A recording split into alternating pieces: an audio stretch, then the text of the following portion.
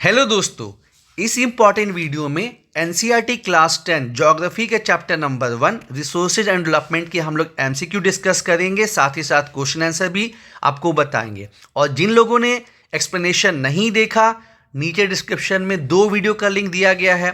पहले वीडियो में हम लोगों ने रिसोर्सेज को डिस्कस किया है। रिसोर्सेज क्या होता है, डेफिनेशन क्या, बेसिस है जिस पे उसको डिवाइड किया जाता है, क्यों ज़रूरी है रिसोर्स प्लानिंग, ये सब आपको डील किया है। और जो सेकेंड पार्ट है उसमें लैंड रिसोर्स क्या होता है, लैंड यूटिलाइजेशन पैटर्न क्या है इंडिया में, लैंड डिग्रेडेशन क्या होता है, टाइप्स ऑफ सॉइल बताया है, उसकी प्रॉपर्टीज़ को समझाया है, और सॉइल इरोजन फिर उसको कैसे ठीक किया जा सकता है, ये सब बताया है। तो आप उसको ज़रूर से देख लें। अब आइए क्वेश्चन देखते हैं। पहला जो है मल्टीपल चॉइस क्वेश्चन है, उसका first which of the following is the main cause of land degradation in Punjab. तो due to different reason, due to mining, overgrazing, disposal of मतलब वेस्ट विदाउट ट्रीटमेंट और सॉइल इरोजन की वजह से जो है लैंड डिग्रेडेशन हो रहा है। और कंट्री के डिफरेंट डिफरेंट पार्ट में डिफरेंट डिफरेंट रीजन है, जैसे छत्तीसगढ़, उड़ीसा, एमपी जहाँ पे बहुत ज़्यादा माइनिंग होता है वो रीजन है। उसके बाद आपका जो है यूपी, गुजरात में ओवरग्रेजिंग है। और पंजाब, हरियाणा जहाँ पे बहुत ज़्यादा खेती होता है दोस्तों, वहाँ पे रीजन क्या है, ओवर इरिगेशन। ठीक है। In which of the following state is terrace cultivation practice. तो दोस्तों जो आपके हिली एरियाज होते हैं, ठीक है, हिमाचल प्रदेश, उत्तराखंड, वहाँ पे जो है आपको ये प्रैक्टिस किया जाता है। तो यहाँ हिमाचल प्रदेश तो नहीं है, एक ही हिली एरिया है उत्तराखंड, इसका जवाब उत्तराखंड हो जाएगा। तीसरा क्वेश्चन पूछा गया है कि in which of the following state black soil is predominantly found. Black soil तो बहुत जगह पाया जाता है, लेकिन यहाँ पे मेनली कहाँ फाउंड किया जाता है। तो दोस्तों जो ब्लैक सॉइल है ये, इसका वोल्केनिक एक्टिविटी से संबंध है, और इसको रेगुलर सॉइल भी कहते हैं। इसमें सेल्फ प्लफिंग क्वालिटी भी है। और प्रीडोमिनेंटली ऐसे पाया तो ये झारखंड में भी जाता है, लेकिन प्रीडोमिनेंटली मतलब मेनली पाया जाता है ये महाराष्ट्र में। अब हम लोग जो है शॉर्ट आंसर क्वेश्चन में आएंगे, जिसको 30 वर्ड्स में आपको आंसर करना है। पहला क्वेश्चन पूछा गया है कि name 3 states having black soil and the crop which is mainly grown it. तो आपका एमपी हो जाएगा मालवा रीजन में, महाराष्ट्र हो जाएगा, और छत्तीसगढ़ हो जाएगा। 3 states having black soil are Maharashtra, MP and Chhattisgarh. और इसमें मेनली कौन सा क्रॉप ग्रो किया जाता है, ये मोस्ट सुटेबल होता है आपका कॉटन के लिए। Question number 2, what type of soil is found in the river deltas of the eastern coast. तो अब दोस्तों हम इंडिया की बात करें तो आपका नदर्न प्लेन में, और आपका ईस्टर्न डेल्टा में, और ब्रह्मपुत्र बेसिन में। और इसका वेटेज भी सबसे ज़्यादा है 43%। ठीक है। तो ये सॉइल कौन सा सॉइल है, एलुवियल सॉइल पाया जाता है। ठीक है। तो alluvial soil is found in the river deltas of the eastern coast. इसका गिव 3 मेन फीचर्स। तो खासियत क्या है, ये बहुत ज़्यादा फर्टाइल होता है क्योंकि ये नदियों के द्वारा लाया जाता है। ठीक है।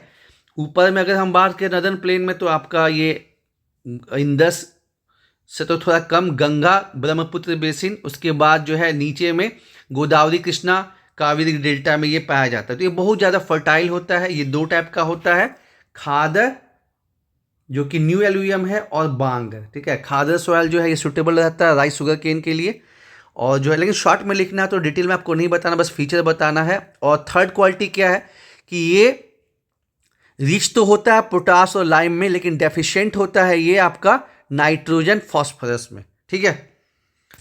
उसके बाद what steps can be taken to control soil erosion in the hilly areas. तो आप काउंटर प्लफिंग कर सकते हैं, टेरेस फार्मिंग कर सकते हैं, 2 तरीका है। अब ये लॉन्ग आंसर क्वेश्चन है दोस्तों, कि आपको 120 वर्ड्स में इसको आंसर करना है।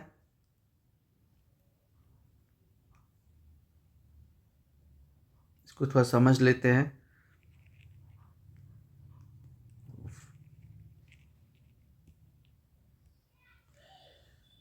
तो यहां आपको क्या पूछा गया है कि इंडिया में लैंड यूज पैटर्न बताइए, और ये जो आपका फॉरेस्ट है वो उतना ज़्यादा इंक्रीज क्यों नहीं हुआ। ठीक है। तो हमने जो है चैप्टर में आपको समझाया भी है जो लैंड यूज पैटर्न है। लैंड यूज पैटर्न को आपको बताया है कि ये अलग अलग टाइप का होता है। ठीक है। जैसे आपका फॉरेस्ट एरिया हो गया, फैलो लैंड हो गया। ठीक है। फैलो लैंड में भी दो टाइप का हो गया, एक मतलब करंट फैलो जहाँ 1 साल से खेती नहीं हुई है, ठीक है, और उसका एक अदर देन करंट फैलो जहाँ 1 से 5 साल तक खेती नहीं हुई है। उसके बाद एरिया जो कि नॉन एग्रीकल्चर पर्पस के लिए इस्तेमाल होता है, ठीक है, नॉन एग्रीकल्चर पर्पस के लिए इस्तेमाल होता है, मतलब इंफ्रास्ट्रक्चर के लिए, ठीक है, बिल्डिंग, रोड, अर्बनाइजेशन के लिए इस्तेमाल होता है, ठीक है। तो एक तो आपका हो गया फॉरेस्ट एरिया, एक आपका फैलो लैंड वाला हो गया। फिर एरिया जो कि अनकल्टिवेटेड है, अनकल्टिवेटेड, इसमें जो है परमानेंट ग्रेजिंग के लिए, पेस्चर के लिए, मिसलिनियस एरिया आपका हो गया। और यहाँ पे कल्चरेबल वेस्टलैंड आता है, मतलब जहाँ 5 साल से खेती नहीं हुई है उसको कल्चरेबल वेस्टलैंड में डालते हैं। तो अगर हम इंडिया की बात करें, है ना, और एक आपका नेट सोन एरिया जो खेती होती है, ठीक है। तो अगर हम इंडिया की बात करें, क्योंकि इसमें इंडिया का पूछा है लैंड यूज पैटर्न, तो आपको ये जो सर्कल है इससे आपको समझाना पड़ेगा, ठीक है। सर्कल में क्या बताया गया है कि आपका मैक्सिमम जो एरिया है 45% वो आपका किस में यूज़ होता है, नेट सोन एरिया, यहाँ पे खेती की जाती है, ठीक है, नेट सोन एरिया है। और 23% जो है वो आपका है फॉरेस्ट एरिया। और बाकी 32% को जो है ये सब अलग अलग कैटेगरी में बांटा गया है। इसको मैंने नीचे डिस्क्रिप्शन में बहुत अच्छे तरीके से दोस्तों समझाया है। अब इसमें क्या पूछा गया है कि जैसे कंपैरिजन किया गया है 90, 60, 61 का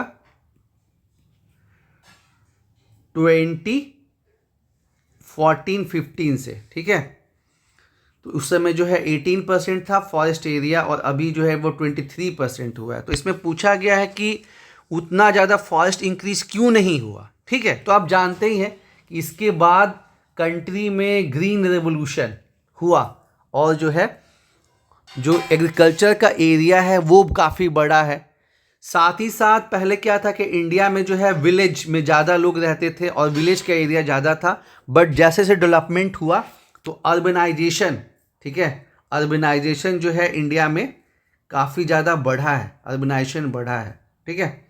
एक तो ग्रीन रेवोल्यूशन मैंने रीजन बताया आपको कि खेती का जो एरिया है वो काफ़ी बढ़ा है, पॉपुलेशन का डिमांड बढ़ते गया, फूड का डिमांड बढ़ते गया, तो फिर खेती को भी बढ़ा। उसके चलते जो है फर्स्ट एरिया उतना नहीं बढ़ पाया और दूसरा जो है अर्बनाइजेशन जो है वो काफ़ी ज़्यादा बढ़ा है, ठीक है। तो इसको आप बता सकते हैं।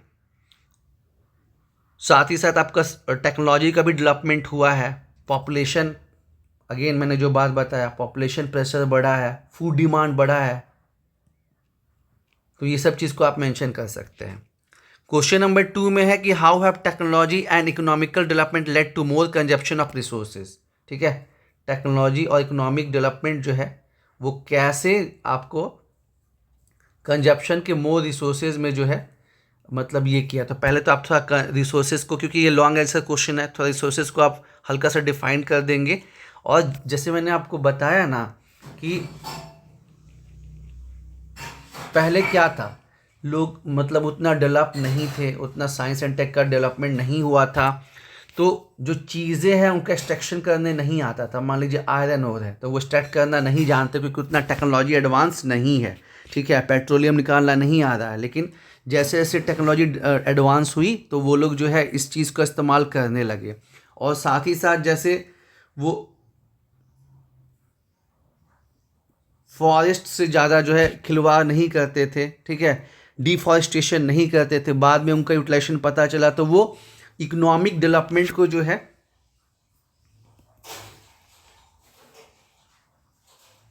इन्वायरमेंट के ऊपर प्रेफरेंस देने लगे, ठीक है। तो जैसे जैसे साइंस टेक का डेवलपमेंट हुआ, पॉपुलेशन प्रेशर बढ़ा, ठीक है, तो उसके बाद जो है बढ़ते साइंस टेक्निक के वजह से जो है आइडिया लगते गया और जो रिसोर्सेज है चाहे वो बायोटिक हो अबायोटिक हो, ठीक है, सबका जो है एक्सप्लोइटेशन, इंडस्ट्रियलाइजेशन बढ़ा। तो जैसे जो बायोटिक रिसोर्स है, ठीक है, इंसान जो है तो उनसे ज़्यादा वर्क लिया जाने लगा, है ना। उसके बाद मैंने आपको बताया है कि बहुत सारा चीज़ जो अनटैप था उसको भी जो है टैप कर लिया गया और इस तरीके से जो है with development of technology and economic development ये जो है कंजप्शन ऑफ रिसोर्सेज को जो है बढ़ावा दिया है, ठीक है। तो दोस्तों उम्मीद है आपको जो है आइडिया लगा होगा कि क्वेश्चन क्या है, कैसे मतलब उसको अटेम्प्ट करना है। ये एक ब्रीफ आइडिया के लिए था और नीचे डिस्क्रिप्शन में इसको बहुत डिटेल में समझाया गया यारो, तो उसको आप ज़रूर से देखिए। Thank you.